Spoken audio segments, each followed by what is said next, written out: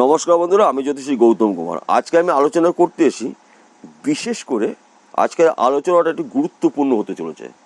দেখুন বন্ধুরা, আজকে কিন্তু আমি রাশিভিত্তিক আলোচনা করব না, লগ্নভিত্তিক আলোচনা করব না, এমনকি কোনো টোটকা নিয়েও কোনো কথা বলবো না। আজকে শুধু একটি সবচাইতে শক্তিশালী মন্ত্র এবং সবচাইতে ক্ষমতাশালী একটি লাকি নাম্বার কিংবা লাকি সংখ্যা, এই লাকি নাম্বারটি আমাদের জীবনে কতটা সফলতা অর্জন করতে পারে কিংবা সফলতা আমাদের জীবনে আসবে একমাত্র এই নাম্বারের মাধ্যম দিয়ে। দেখুন বন্ধুরা, এই নাম্বারটা কিন্তু আমার তৈরি করা না। তাছাড়াও দেখুন, প্রত্যেকটি ধর্মীয় মানুষের কিন্তু নিজস্ব করে একটি লাকি নাম্বার রয়েছে এবং লাকি সংখ্যা রয়েছে, আমাদেরও কিন্তু রয়েছে। কিন্তু আমরা এই লাকি সংখ্যাটি ব্যবহার করি, প্রত্যেকটি মানুষই কিন্তু করি, কিন্তু এই সংখ্যার সম্বন্ধে আমাদের অনেকেরই ধারণা নেই এবং এই সংখ্যাটি নিয়ে আমাদের কখনো আলোচনা হয় না এবং চর্চা হয় না, এটা চাপা পড়ে রয়েছে। দেখুন, এই নাম্বারটা কিন্তু স্বর্গের নির্ধারণ করা নাম্বার, অর্থাৎ দেবকুলের নাম্বার। এটা কিন্তু মনুষ্য জাতের নাম্বারটা তৈরি করা নয়, এটা পুরোপুরি স্বর্গলোকের নাম্বার। আমি নাম্বারটা নিয়ে বিস্তারিতভাবে উল্লেখ করবো আপনাদের কাছে। যদি আমার কথার মধ্যে আপনি কিছুটা হলেও সত্যতা পেয়ে যান যে হ্যাঁ, কথাটা সত্যি, তাহলে অবশ্যই আপনি এই নাম্বারটা আপনি ব্যবহার করবেন। বিশেষ করে আমাদের সনাতন ধর্মের প্রত্যেকটি মানুষের কিন্তু জানার দরকার রয়েছে এই নাম্বারটির সম্পর্কে। পৃথিবীর যে কোনো প্রান্তেই আপনি থাকুন না কেন, এই নাম্বারটি আপনি ব্যবহার করুন, কারণ এই নাম্বারের মাধ্যম দিয়েই কিন্তু আমাদের সমস্যার সমাধান আমরা করতে পারি। দেখুন বন্ধুরা, গ্রহরা যখন আমাদের সমস্যা আমাদের জীবনে দিয়ে দেয় কিংবা সমস্যার মধ্যে আমাদের ফেলে দেয় কিংবা সমস্যার মধ্যে আমরা পড়ি, তার পাশাপাশি কিন্তু ঈশ্বর ওই সমস্যার সমাধানও কিন্তু আমাদের দিয়ে রেখেছে। কিন্তু আমরা ওই সমস্যা নিয়েই কিন্তু বেশি ভাবি, কিন্তু সমাধান নিয়ে কিন্তু একবারও ভাবি না। তাই বন্ধুরা, প্রত্যেকটি সনাতন ধর্মের মানুষের এই লাকি নাম্বারটা জানা প্রয়োজন রয়েছে।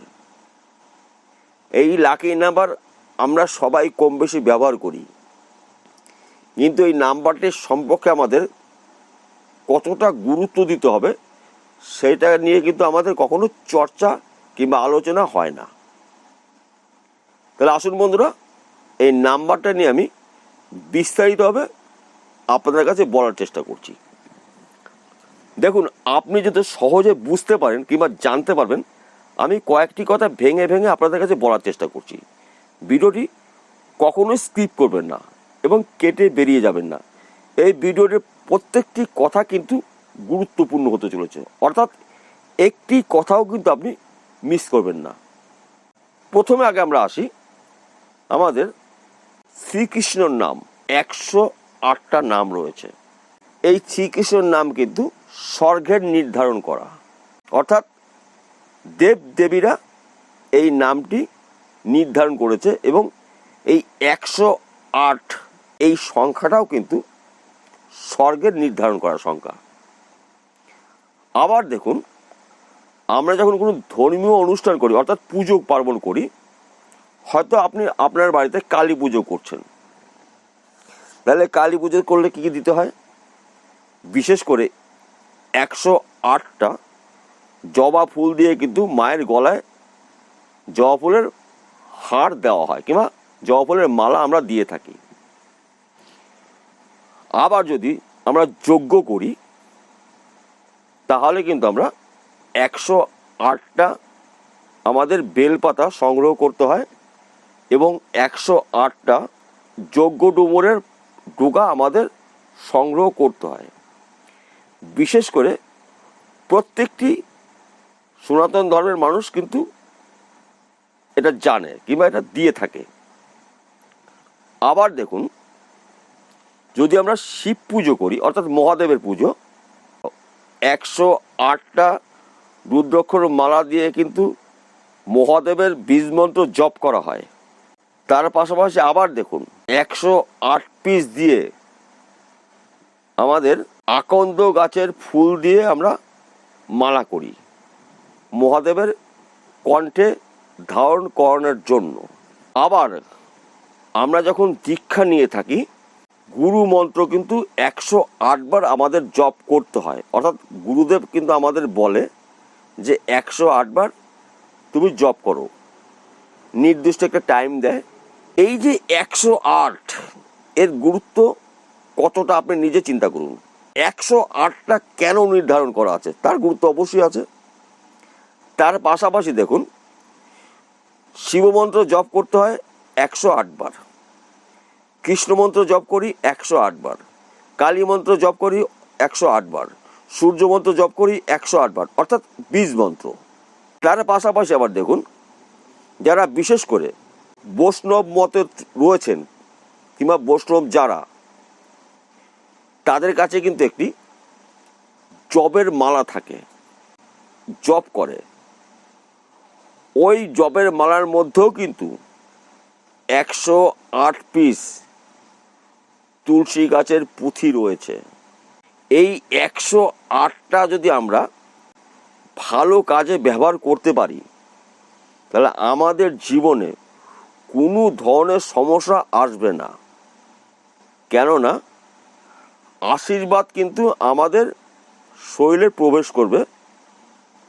শ্রীকৃষ্ণের মহা শক্তিশালী এই আশীর্বাদ। তাহলে কি করতে হবে এইবার বলছি। আপনি বাজারে যাবেন, বাজার থেকে একটি ভোজ পাতা কিনবেন। দশকর্মা ভান্ডারে গিয়ে বলবেন একটি নিখুঁত ভোজ পাতা দাও। বাজারে ভোজ পাতা পাওয়া যায় কিনতে। আর একটি আপনার লাগবে লাল কালির পেন। ভোজ পাতাটা আপনি বাড়িতে নিয়ে আসবেন, এনে পরিষ্কার করে 3 ইঞ্চি বাই 9 ইঞ্চি আপনি কেচি দিয়ে কেটে নিন। কাটার পরে আপনি ভোজ পাতার উপরে স্বস্তিক আঁকুন, নিচে ওং আঁকুন। তার নিচে আপনি এই মন্ত্রটা 108 বার আপনি লিখবেন। মন্ত্রটা কি? ওং ভগবতে বাসুদেবায় নমঃ, ওং ভগবতে বাসুদেবায় নমঃ। এই মন্ত্রটি 108 বার লিখবেন। যখন লিখবেন, আপনার মুখ থাকবে ঈশান কোণে, অর্থাৎ আপনি ঠাকুর মন্দিরে লিখতে পারেন, কিংবা ঠাকুর ঘরের সিংহাসনের সামনে বসেও আপনি এই মন্ত্র লিখবেন। লিখে আপনি ওই ভোজ পাতাটা বাজারে নিয়ে যাবেন, যেখানে নাকি লেবেলেশন করে, ওখানে গিয়ে আপনি লেবেলেশন করে নিয়ে আসুন। অর্থাৎ এই কাগজটা যেন অক্ষত থাকে। লেবেলেশন করা আনার পরে আপনি আপনার যে কোনো ধর্মীয় অনুষ্ঠানে কিংবা যে কোনো শুভ কাজে আপনি এই কাগজটি সাথে রাখুন।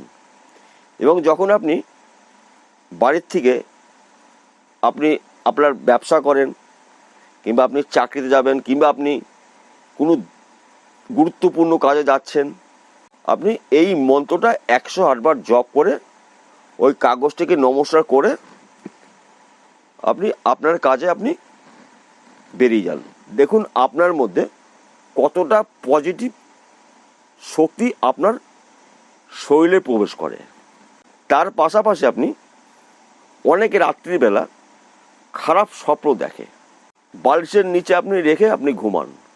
দেখুন আপনি ঈশ্বরের আশীর্বাদ নিয়ে আপনি ঘুমাচ্ছেন, কিংবা আপনি ঈশ্বরের আশীর্বাদ নিয়ে আপনি কাজটি শুরু করেছেন। আপনার কাজে আপনি সফলতা অর্জন করে আপনি ফিরবেন। কেননা এটা আমার কথা নয়, এই কথাটা কিন্তু হাজার হাজার বছর আগে ঋষি মুনি ঋষিরা ধর্মগ্রন্থে লিখে দিয়ে গেছিলেন। হয়তো এই সংখ্যাটা নিয়ে চর্চা নেই, সেটা আমাদের ব্যর্থতা, আমাদের দুর্বলতা, কিন্তু এই সংখ্যাটার কিন্তু গুরুত্ব রয়েছে। তাছাড়াও আপনি যে কোনো কাজে আপনি যান 108 বার এই মন্ত্রটা জপ করুন এবং এই সংখ্যাটা আপনি ব্যবহার করুন। দেখুন আপনার জীবনে কতটা শুভত্ব ঘটে। তাহলে বন্ধুরা বোঝা গেল। নমস্কার, আবার দেখা হবে।